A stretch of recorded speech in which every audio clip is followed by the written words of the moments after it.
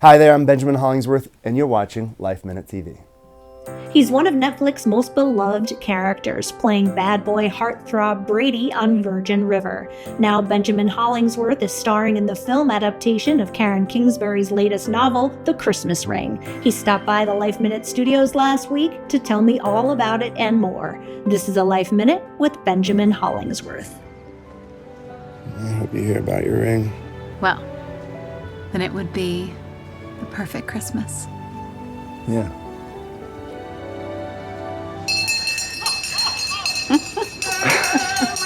Definitely a vintage bell. Benjamin Hollingsworth in the house. Woo! Yeah. Welcome to Life Minute. No, thanks for having me. So happy you're here. Very happy to be here. So, a new feature adaptation of The Christmas Ring. Yes. Tell us about it. Well, Karen Kingsbury, she wrote The Christmas Ring like this spring. And then in like the most ambitious attempt to do a movie at the same time, they adapted the script while writing the book. And then we shot the movie this summer, and then 3 months later, it comes out. Wow. So it was the shortest turnaround I've ever been a part of. We shot it in Franklin, Tennessee, just outside Nashville. And I knew it was hot in Nashville. I didn't know it was that hot. And I certainly didn't know that being in winter Christmas clothing during the summer was going to be so difficult, but I had a wonderful time. Oh, yeah, I bet. Mm-hmm. I didn't even think of that, right? Well, tell us about the story for those of us who don't know. It's a beautiful love story. It's a story that intertwines a lot of themes. It's got depth to it, but it also has that Christmas spirit, which that duality really, it makes it this timeless love story, you know, and the fact that it takes place over Christmas. It's about people rediscovering love. It's about reconciliation. Yeah, I think it's a throwback to kind of some of the 90s, early 2000s, the Christmas movies or the rom-coms that are, you know, they're just all the different feels, but they do have some complex themes to it. So it's meant to be seen in theaters. It's good for kids, it's good for parents, it's good for grandparents, which is rare too nowadays. So it's something for the whole family to watch. And Karen's such a sweetheart. I interviewed her when someone like you came out, I guess, a couple of years ago. And Yeah. I love how she's bringing, you know, Christmas back. And Totally. She's, honestly, this was one of the kindest, calmest sets I've ever been a part of. I've been doing it for 20 years now, and having a calm set is one of the most luxurious things as an actor, because myself especially, I have ADHD, so like when things are calm and quiet, like I'm able to focus a little bit more, and it's all coming from Karen. She's kind, compassionate, she leads with her heart, and like that's contagious, and it trickles down onto her set. that's nice. And tell us about your role and your character. I play Ben Miller. He is an antique dealer. He owns an antique store in Georgia with his dad, played by Kelsey Kramer. You know, he's dealing with the loss of his wife about 3 years earlier. You know, he didn't think he'd ever find love again. He shared that with his dad. After losing someone so close to you, opening your heart up for love again is something that you'd never even really consider. Until he met Vanessa, played by Jana Kramer, who's fantastic in the movie and a wonderful person. And we got along right away. And so the sparks kind of hit between Ben Miller and Vanessa. And the one thing they shared was that they were both widows. Vanessa had lost her husband overseas. He was in the military. And so she was a Gold Star widow. And just having that shared connection of loss really helped, I think, find love again between them. And it happening over Christmas, again, you know, Christmas kind of brings out that energy of reconciliation, that renewal of hope. And so they connect, and then they've got to find a ring. This is my ring. I'm selling it. End of story. Dad, listen, can we please just at least go inside? Enough! Ben, go home. Got a lot to do tomorrow. What was it like working with Kelsey?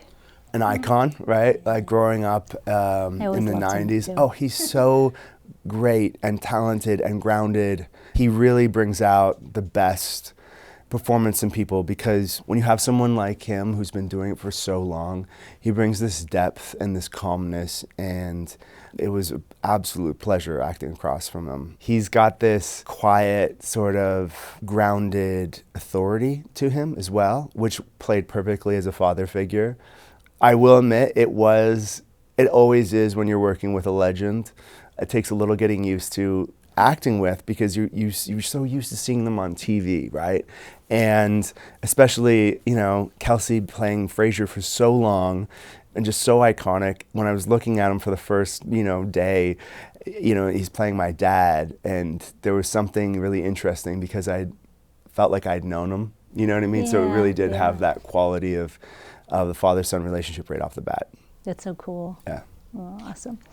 How do you channel your characters? I find each character has their own unique challenge to find your way in. For me, this one, because he was an antique dealer, he also had this love for poetry, and that's something that we shared.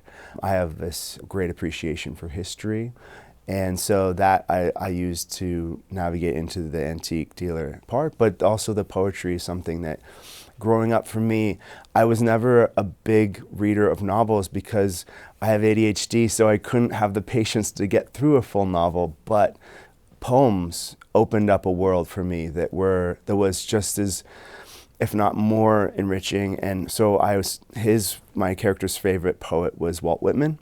So I bought a bunch of Walt Whitman, and I started reading Walt again, and such a fantastic poet. And so I started every day, I'd pull, parts of the poetry, and I try and work it into the script or work it into where I was emotionally in the scene. But each character is unique. I'd use a different approach for each one, but that's how I got into Ben Miller. Oh, that's so cool. Did you always know you wanted to act? Yes. You did. Yes, from a very early age. My sister was into acting as well, and my father had been doing it regionally, not professionally, and he had done it since he was in high school. So I grew up watching him on stage and having my sister direct me in the living room plays that you do with your siblings. So I was good at taking direction from an early age, but I didn't start doing it professionally until I'd gone through theater school. I went to the National Theater School for 3 years, conservatory. My dad also really thought it was important that I learn the craft of it first, and I'm so grateful for him for that, because longevity in this industry is so hard to achieve. But if you have the training and the background, it's the work, right? It's about the quality of the work you do. And if you're able to find that sense of depth, and like I said, I approach everything different only because I've had that background of utilizing different techniques to get into characters. And so I'm very, very thankful that I did do that. That's so cool. You said you had ADHD. When did you discover that? Yes, not long ago. My son actually was diagnosed when he was 6 or 5. And so he's 9 now, so about 4 years ago, and really opened my eyes to the whole thing. It's something I grew up with my entire life. I was diagnosed with having a learning disability when I was young, but didn't quite understand what that was. And then when my son was diagnosed, I heard all of the stuff, and I was like, this is me. This is totally everything that I've been struggling with for my life. And it's been something that now, being aware of it, I'm able to come up with little techniques, and understanding something's half the battle. So I've been able to give myself the right arena to succeed and the right space to succeed, and to give my wife the understanding that I'm not just late all the time because I'm unable to or I don't want to get places on time. But time blindness is one thing, and impulsivity is another thing. Part of time blindness is because you live in the moment, and as an actor, that's a bit of a gift. And same with impulsivity. You want to follow your impulses. So along with learning that I had ADHD, I also learned that this is part of my superpower. And that's what I'm teaching my son too, that it's not a disability. It's actually a superpower if you learn how to harness it. Absolutely, I love that. There's so many creative, genius yes, actors. I mean, there's so many actors, so many artists, so many CEOs, because you think outside the box. Yes. And you have the ability to see something in ways that a lot of people don't. And it's not that you can't focus, it's that you have trouble focusing on things that don't interest you. Right. And if something interests you, you're able to hyper-focus it in a way that a lot of people can't. And so I find myself, when I'm engaged in a scene and it's challenging for me, it's so easy and rewarding, and I feel so fulfilled because I'm able to focus all my energy on that one thing. It's when I'm in the background of a scene or there is maybe a simple scene. It's a lot harder for me to like kind of focus in on. But the bigger the challenge, the more at stake, the more everything's on the line, the more pressure, the more stress, the more focused I become. That's so cool. Yeah. Oh, I love that. Like, what's an example of a scene where you're like in the back? Like, what happens? Okay, so I did this series called Code Black. It was a medical Yes. drama on CBS. Sure. It had this great cast: Marcia Gay Harden, Louis Guzman, Rob Lowe, fantastic actors. But the way it was set up was all these. I was a resident doctor, and so all the resident students were taught by the attending, which was Marcia Gay Harden. But in order to do that, it was set in LA County. They had to have all of the most critical, the sickest patients all lined up. 4 beds. So we do these scenes and there'd be 8 actors, and the way they would shoot it they'd send focus to the first bed, and then they'd pull focus back to the 4th bed, and then they'd send it to the 2nd bed, and each scene would happen in overlapping each other. Well, when you were in the background of one shot, you still had to be saving someone's life, right? And then be fully engaged for 8 hours, and you may say one line, you got it over there? Yeah, I got it. And then the other day, it would be all you, and you're on for all, 12 hours. And it was those 12-hour days where I was on that I was able to focus better than, saying the one line in the background. That's so cool. Yeah. Great description. That must be why you're so good at Virgin River. I've loved you since the moment I met you. I knew in the first 10 seconds that you were the one for me. That was never the question. The only question was whether or not I was the one for you. When's it coming back? Oh, it'll be back 2026, sometime in like spring, late winter, or spring-ish. I can't say officially yet, but I hear that that's the plan. I'm just as anxious as everyone else. It's been a long time that we're waiting for the new season. I'm very excited to see what everyone thinks of what we've been hard at work with. Oh, you're so good in it. And Thank like you. I said before, such a trademark of a good actor that you can, hate you one minute and like love you in the next episode. Yes, yes. Really, truly. Brady's And been on a that's how it journey. is. Yeah. Yeah. I mean, how do you channel him? Well, for me, because he's always been an outsider and has had this past that I grew up in a very loving family, and I had the benefit of having parents who supported me and wonderful siblings, and we were very much a tight family. And Brady didn't have that. And so for me to tap into what that was like, I had to tap into kind of my high school experience where I wasn't as part of the main group of popular students, that I was a bit misunderstood. I was still struggling with my learning disability and my ADHD, and I very much felt like an outsider.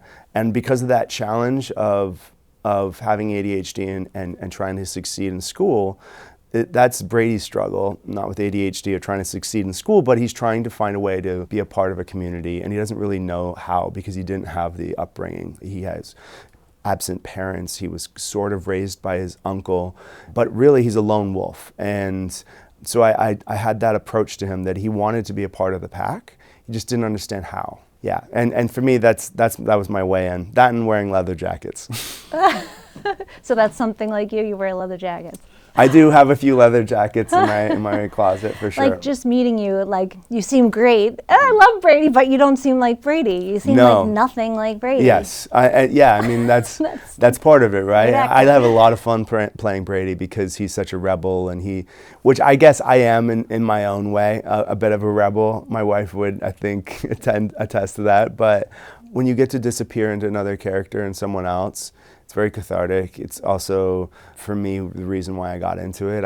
I'm not really interested in just playing myself. I do that in real life. When I get to be a character, it's like taking a vacation in a way. People escape when they watch a show or a movie, and for me, it's the same kind of escape when I'm in a character. Awesome, so good. I should ask you about Martin. How's it working with him? Yeah, Martin Henderson. Yeah. A sweetheart, total puppy dog. He's a fantastic actor. He is a very, very nice guy, and from day one we got along, and we still do. He's very fun to stand off with in a scene, and we've had those scenes together. Very present and so consistently great. Awesome. Can you tell us anything about what we can expect next season or not really? Okay. This is always a tricky to what to expect without getting fired. I can tell you this. So to cap off where we left off, because it's been so long, Brady has confessed his undying love to Bree, and his current girlfriend, Lark, witnessed this moment and was very heartbroken and decided to steal all his money that he had inherited as part of his first time ever coming into money. He's broke his entire life. The fire burns down the lumber yard. He gets this insurance money, and he's got all these, he's got all these hopes and dreams about how to build a motorcycle shop that'll be good for kids and give them a spot to hang out. And then it's gone, and he has $0 in his bank account. And he's got to decide in season 7 what to do. What he does is he tries to find it. He tries to figure out where Lark is and confront her. And he's also trying to reconcile his feelings with Bree, because where she left off, Mike had went out and bought her a very expensive plastic ring from the water bottle and proposed to her kind of on a whim. Doesn't know what she wants. Exactly. So she's struggling with that too, and whatever the result, I can't tell you whether she says yes or no. What I can tell you is Brady has some reckoning to do with his own life still, and obviously he wants to be with Bree. And the question is, will he be able to do that? And if he's not able to do that, how does he navigate life? There's a lot of twists and turns. There's a big cliffhanger, of course, at the end of the season. I'm not spoiling anything by saying that, because I feel like Netflix does that so well. We've figured this whole thing out, I think. So we're 7 seasons in. We're starting our 8th next spring. And we really love it, and we understand, our characters so well. All of us have lived in their shoes for so long. We have so much fun doing it, so we're excited for people to watch it. That's awesome. You did a good job explaining that. It's perfect. Just navigate it without getting fired. I love it. Do your kids watch the show? Yeah, my kids do not watch Virgin River. It's still a little PG-13 for them at some point. Not right now. They're 9, 7, and 5. So they did make their acting debut, though, on The Christmas Ring. I actually had them on set with me, and they were in a scene, a really cute little scene where I'm decorating this gingerbread house, and I'm there with all the children that are at the church, and they were adorable. They were so happy to be on set, where they got to eat candy and make a gingerbread house, and they were very enthused to come back to set, and I was like, oh, it's not always like that. But yeah, they were super great. My wife was there on set with them too. She got a chance to be in it as well. And it's just so, I don't want them to become actors. It was just nice for them to see what I do in a world that was, like I said, Karen runs such a beautiful set. Everyone's calm and loving and caring. And so they got to see the best version of what I do. So I'm very grateful for that. And I can't wait to see their faces when they see it and see themselves up there on the big screen. Oh, that's so great. Yeah. Oh. You worked with a lot of heavy hitters who you've mentioned before. Demi Moore, Duchovny, Marcia Gay Harden, yes. Laura Dern, Liam yes. Neeson. Mm-hmm. And you were younger. Did you learn anything from them? I was like second, so I went to theater school, and then I feel like my film school was very much like baptism by fire. I got out of theater school, and I booked this movie with Demi Moore and David Duchovny. And yeah, next thing you know, I'm at a read-through with David Duchovny and Demi Moore, and I'm like pinching myself under the table to make sure this isn't a dream. I learned a lot really quickly. In fact, David Duchovny specifically took me under his wing, and he knew I was fresh out of school. He's a very smart, very caring man. And he was kind of like, I was watching him on Californication in the trailer, and then going to set and asking him questions about what I saw in episodes I saw. And then he'd be like, okay, like watch this. And he'd go and he'd literally do nothing, like literally nothing. And he said, "Did you see that?" And I was like, what? He's like, I didn't really see anything. He's like, that's it. Sometimes you do nothing as an actor and you let the story do the work. Because in this moment, if I were to like project this one emotion onto this, it would it would be over the top, it would be fabricated. But really what happens sometimes to us when we experience emotion is we need to digest it. And digesting doesn't look like anything, but the audience through the story imbues that feeling, and they know that. It's like if you're nervous, you don't project nervousness, you try and hide it. If you're sad, you don't try and cry, you try and suppress it. If you're angry, you don't like rage, you just bubbles up. And so all of those feelings were really, it was really, really interesting to see and to learn from him. One thing he did have on set, because I'm acting in this big movie and sometimes I would get a little tight, he had this little fart machine. Yes, a fart machine, which I didn't know was a thing. It's like a little, it wasn't a whoopee cushion, it was like a little, I don't know if he carries it around, I don't know where he got it, but you know, when I got too serious, whatever, I'd be in the middle of a scene and he'd go, and I would just be like, I'm sorry, what? and I got to get to the point where like, if I heard it, I'd smile, I'd laugh, and I'd take a moment and I'd be right back in it with them. And it worked. It was really, really cool. It took the air out of the room, literally. But it was also a very effective tool to get me to loosen up a little. Oh my God, that's so neat. Yeah. That's great. Did you appreciate that tip though at first? Like, did it resonate with you right away? At first, I didn't know what was going on. I was like, "What did you have for dinner last night?" And then I think he liked it because he knew eventually, and he showed. We were in a car. I remember specifically. You know, and he's David Duchovny, so he's super charming and super. He turned on the air conditioner. He's turned all this like, yeah, it's an aroma in here, and he wasn't like owning up to it. And I was like, what is going on? But yes, at the end, he kind of showed me it. I'm like, oh, I gotcha. Yeah. 3 kids, this gorgeous wife. How do you manage it all? You look like a very doting dad. Yes, my biggest achievement in life and the role that I'm most proud of is the role of being a father. Honestly, I say this a lot, but the most rewarding things in life are the most difficult. And the challenge is what makes the rewards so beautiful. And raising 3 kids is very challenging. So is hiking a mountain, but you can get a helicopter to the top of a mountain and the view will be beautiful. But if you hike that mountain and you get to the top, it's a different kind of beauty. And having kids is the same thing. It's through that journey that those early mornings, the late nights, the sleep deprivation, the tantrums, the crazy, sports schedules, the ups and downs, the everything, the cluttered everything, stepping on Legos and cars and all the things, coming home from work and having your daughter run up and say, "Daddy," or your boys give you a hug, or you watch them play hockey, and yeah, it's wonderful. It's life's best gift. Yeah. Awesome. And what are you guys doing for the holidays, for Christmas? Do you do Christmas? We definitely do Christmas, yes, of course. I mean, I've done my share of Christmas movies, so it would be a shame if we didn't.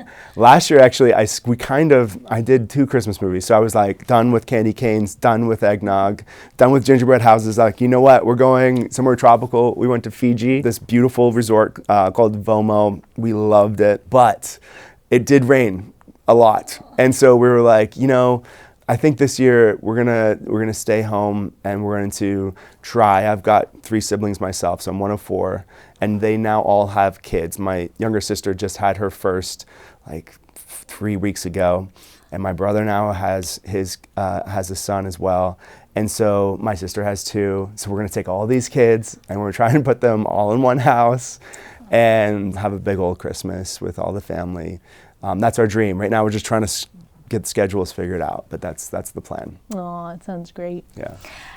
You have the most beautiful skin. Any skin secrets? Just a lot of water. I splash my face with water often throughout the day, and yeah, that's it. Yeah, yeah. I'm blessed with maybe some good genetics in that area. How do you stay fit mentally and physically? Yes. So mentally, it's a challenge. A lot of coffee in the mornings. I find my fitness actually helps me stay sharp. When I get a chance to work out in the morning, I'm much sharper throughout the day. And it's about squeezing it in when I can, making sure that I don't go too long without having a sweat. And when I do go to the gym, it's not about being bulky. I do a lot of core workouts, every time I go to the gym, I do a full body workout so that one area doesn't get bigger than another area. And I also try and stay active by doing a lot of sports. I play a lot of hockey, and as I'm Canadian, I do a lot of I have so much fun. There's no better workout. Like I burn like 1,300 calories in 1 hour. Wow. And it doesn't feel like it. It's a bit of therapy too. It's just so I can get out some aggression on the hockey rink, but also like, you know, being with the guys and you know, having other dads be there and we talk about our life in the change room afterwards, and it's a wonderful way to keep in shape. Favorite comfort food? Oh, favorite comfort food. I will say pizza's up there. I really do like burgers. However, I have stopped eating ground beef, and I now do the veggie patties and the Impossible and the Beyond Meats, and I love them, and they're a great replacement. I don't feel as heavy afterwards. You know, I love grilled cheese with tomato soup. Oh gosh, I love candy. I have a sweet tooth, so like after Halloween is hard for me. The kids do find some wrappers next to the couch in the morning, and I get in big trouble for it. Or they'll see it in the garbage and like, Dad! Like, listen. What do you steal I call it the What's your dad favorite? tax, okay? You gotta like take a little bit, like this is good training for when you're older. The dad tax. So yeah, I don't know, my favorite candy is, I really love chocolate a lot. Like a lot. Yeah, who doesn't I love like chocolate? the Reese's. Yo, Reese's, No, yeah, my Reese's husband Pieces. The Reese's Pieces, I like the love little Reese's like, Pieces, yeah. And the they're so traditional good. Reese's. Yeah. Those are my. Yes. Yeah. So post Halloween, you get it. Yeah, of course. Everyone And does. during and before. And then there has to be a moment, like my wife came up with this thing called the Switch Witch, where she takes like all of the candy, like so you can leave all the candy outside, and the witch will come along and she'll switch it for a present, and then you'll have a present. And so we like have saved our kids' teeth and a lot of their health by doing this. We usually do it like a week after Halloween, so they've had their Halloween candy, but because they end up coming home with 1,000 candies, because I don't know what's happening, but people keep giving out more candies and more candies, that we get rid of that and we switch it out for a gift, and it's kind of a nice way to wrap it up. That's a great idea. Yeah. I'm gonna steal that one. And my wife takes credit for that. Favorite cocktail? Oh, I love scotches. I love, old fashions. There's this drink that my dad loves that I started drinking too, called the Rusty Nail. Mm-hmm. It's Drambuie and scotch mixed together. It is not for the faint of heart. They say because it's smooth going in, but the next day you feel a little rusty. And so you want to be selective on the nights you enjoy that drink. Don't do it before you. No, listen, you have to have Brady nothing to do. Yeah, and it's certainly even rustier when you have 3 kids to wake up to the next day. Right. Yeah, That's right.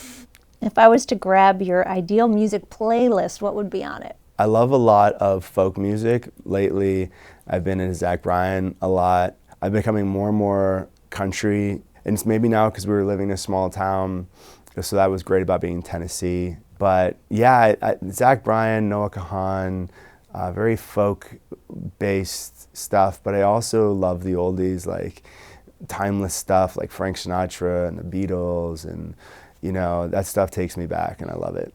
All right, good taste. Coffee or tea? Coffee for sure. Multiple cups. What's something you did growing up that you would tell your kids not to do? Great question. So much. I think the biggest thing, one is to make sure that you're always, wearing your helmet when you're on your bike. It's something that I didn't do a lot of when I was younger, and I think the whole culture around helmets is totally different now. We know just how important they are. This is such a good question. Let me think about this. That's a good answer. Yes, like helmets, but also like there's going to be an antidote here somewhere. There's so much. I tell them all the time, don't do what I did when I was a kid. A lot of it also comes down to like wearing clothes. Like we live in Canada, so where the weather can be really intense. That's where Virgin River is filmed out in Vancouver. So we have a home out there, and for the love of God, they will not put on a jacket or wear rain pants. I'm like, it is going to rain all day today. You need a rain jacket and rain boots. And they're like, no. And they come home with wet shoes and shivering. I'm like, so do we learn our lesson? No. The next day, it's the same struggle. They're like, it's not cold. I'm like, it's because you're inside. Sweetie, you're inside. You're not outside. So yes, dressing appropriately. It's something I struggle with my wife too, because she's from California and isn't used to preparing for the weather. So it's all about layering, because you'll get hot and you'll take off a layer and then you're cold again, you put one on. New York's like, you gotta layer, right? What do you guys do when you're not working? How do you relax? As a family, we try and do as many hikes as possible. We try and because we live in Vancouver, there's a lot of beautiful nature around us.